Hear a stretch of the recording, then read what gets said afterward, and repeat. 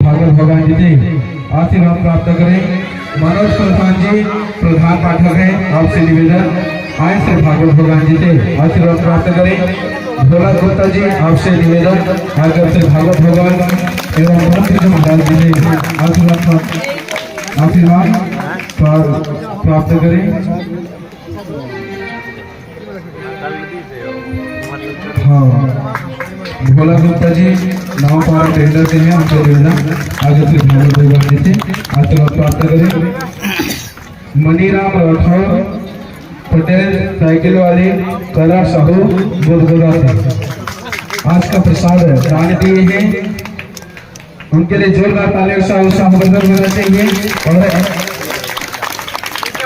आज का जो प्रसाद वितरण है इनकी तरफ से है, और ऐसे ही जो भी प्रसाद फिरवाके बिहारी जी में अर्पित करना चाहते हैं वे समिति से संपर्क कर सकते हैं और प्रसाद अर्पित कर सकते हैं। और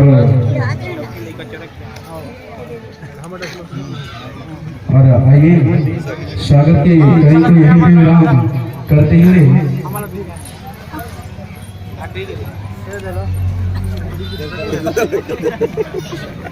स्वागत की कड़ी को यहीं पे विराम करते हैं। आज आपके इस पावन नगरी पर आयोजित संगीतमय श्रीमद् भागवत कथा ज्ञान यज्ञ सप्ताह का आज चतुर्थ दिवस में आप सभी समस्त भक्तगणों का व्यास से हार्दिक अभिनंदन है।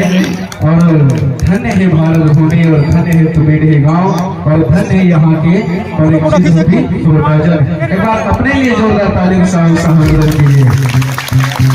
बहुत कम ऐसे परिचित रूपे श्रोता देखने को मिलता है जो आप सभी इसे अमृत में कथा का सुसाधन कर रहे हैं।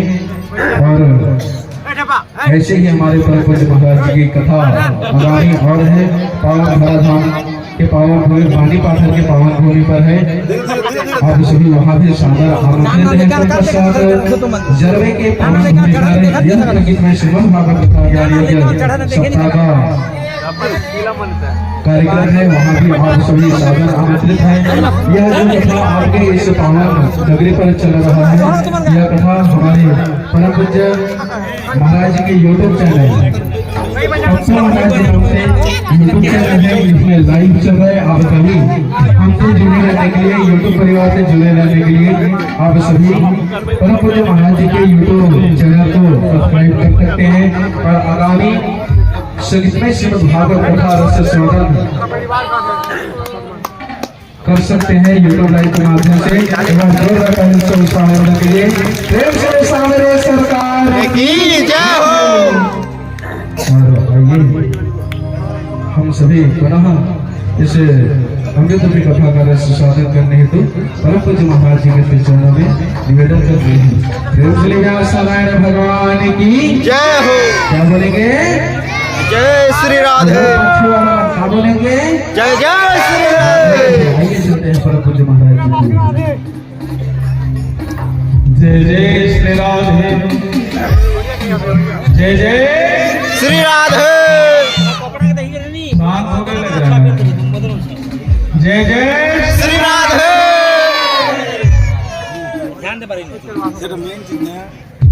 कभी तो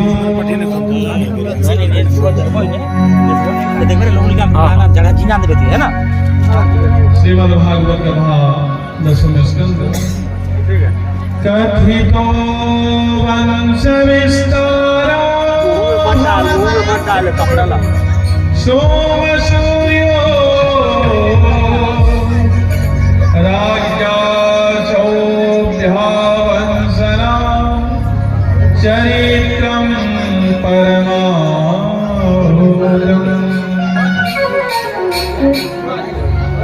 जैसे ही सुखदेव जी कहते हैं कि रघुकुल वंश में तो राम जी आते हैं और चंद्रवंश में श्याम जी आते हैं। श्याम जी जैसे चंद्रवंश में आए और आने के बाद उनका जन्म हुआ। जन्म होने के बाद सीधा पहुंच गए कहाँ? गोकुल। गोकुल में उत्सव छाने लगी। सुखदेव जी कहते हैं कृष्ण चरित्र जन्म की कथा हो गई। आपको आनंद आया? आया आनंद? परीक्षित हाथ जोड़ करके कहने लगे कि महाराज, जिन परमात्मा की कृपा से आज मैं जीवित हूँ और उनकी कथा आपने राम कथा सारांश में सुनाए, मैंने सुन लिया, लेकिन मेरे कृष्ण जी की कथा मुझे विस्तार में चाहिए, श्रवण करनी है। और एक ही गोली जब मीठी मीठी गोली मानो मिलता रहे, मानो आनंद आ जाता है। पुनः सुखदेव जी कहने लगे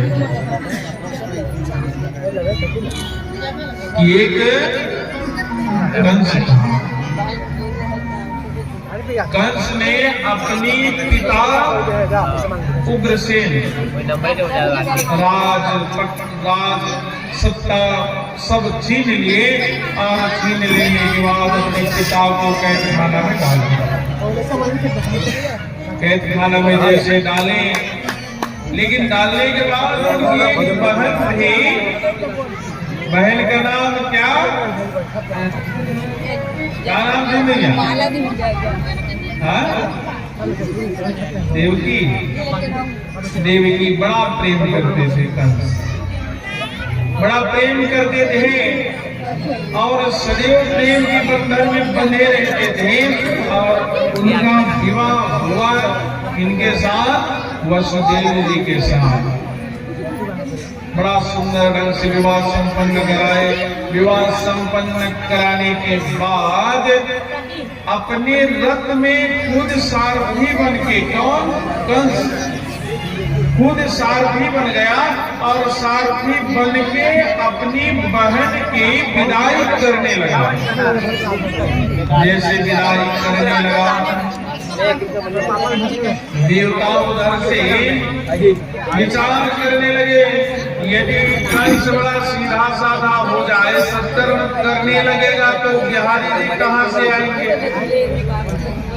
और फिर लीला रचने के बाद जैसे ही विदाई दे रहा था, आकाशवाणी हुई, अष्टमा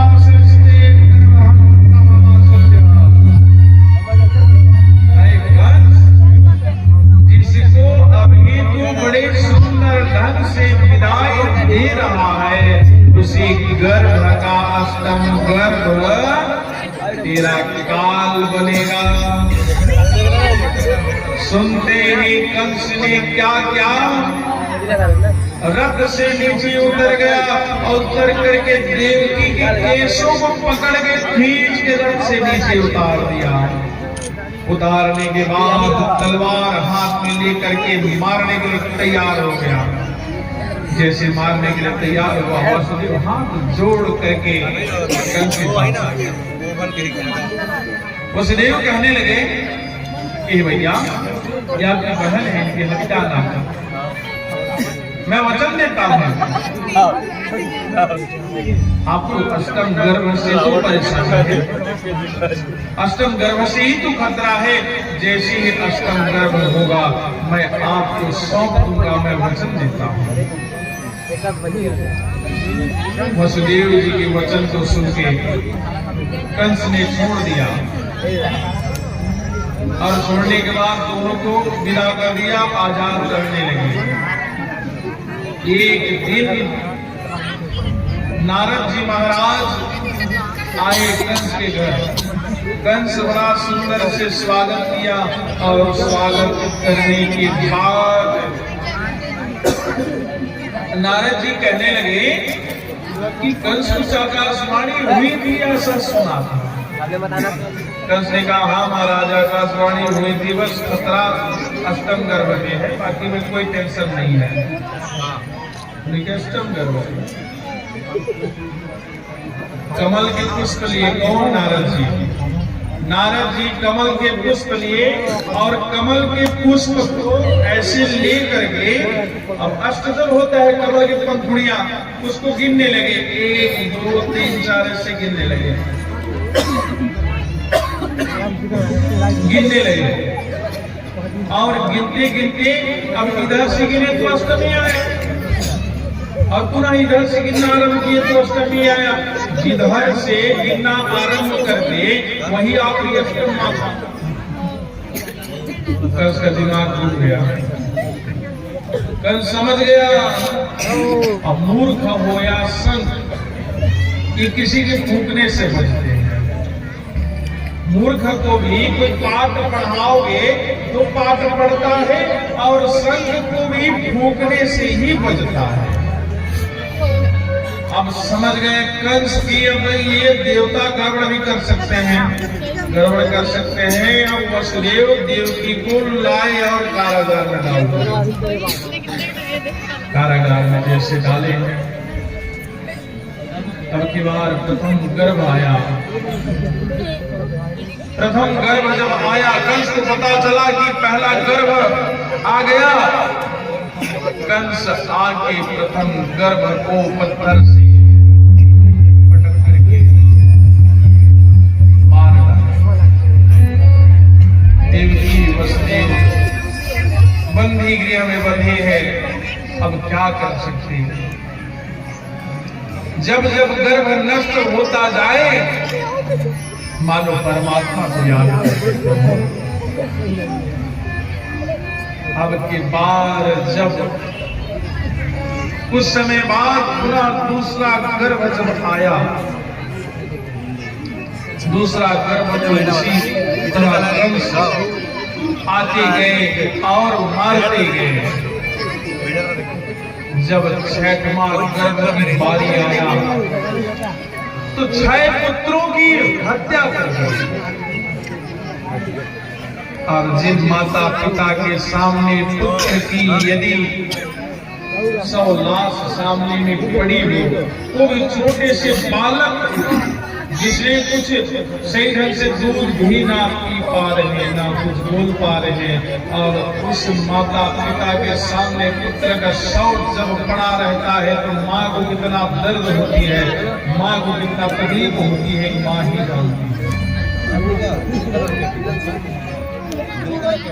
एक माँ ही जानती है। और सप्तम गर्भ जब आया, सप्तम गर्भ को मान ट्रांसफर कर दिया गया रोहिणी के गर्भ में। वसुदेव जी की 7 पत्नी है, जिसमें देवकी और रोहिणी जी का ज्यादा उल्लेख है। रोहिणी के गर्भ में ट्रांसफर कर दिए गए, सो यही बलदाऊ भैया बलराम हुए सप्तम गर्भ। अब कंस को लगा के सप्तम गर्भ नष्ट हो गया। अष्टम गर्भ की जब बारी आई और उधर अष्टम गर्भ भी वहां आ गया, उधर भी गर्भ हुआ है। नंद बाबा की यहाँ यशोदा जी, यशोदा जी भी गर्भवती है। वहां लाली का जन्म हुआ, बालिका का जन्म हुआ। और उधर देश भानु दुलारी राधा जी का भी जन्म हुआ। और जैसे अष्टम गर्भ जब आने की तैयारी हो गई, तैयारी होने के बाद देवता श्रद्धा सुमन से पुष्प की वर्षा करने लगे। जैसे वर्षा करने लगे मानो आदेश हुआ, और वर्षा करते करते सब कहे कि भगवान जो वादा किए हैं उसे भूल ना जाना। और जब प्रभु जी आते हैं तो मानो हथकड़ी बेड़ी छूट जाते हैं। क्यों? जब भगवान के निकट आओगे माया के बंधन टूट जाते हैं। खुल गए ताले सारे, किसी बात हो गई। जब से जन्मे कन्हैया करामात हो गई। हथकड़ी बेड़ी टूट गए, ताले छूट गए। और छूटने के बाद सूप में जैसे ही खाए हैं, खुल गए सारे ताले। एक क्या बात हो गई, जब से जन्मे कन्हैया करामात हो गए।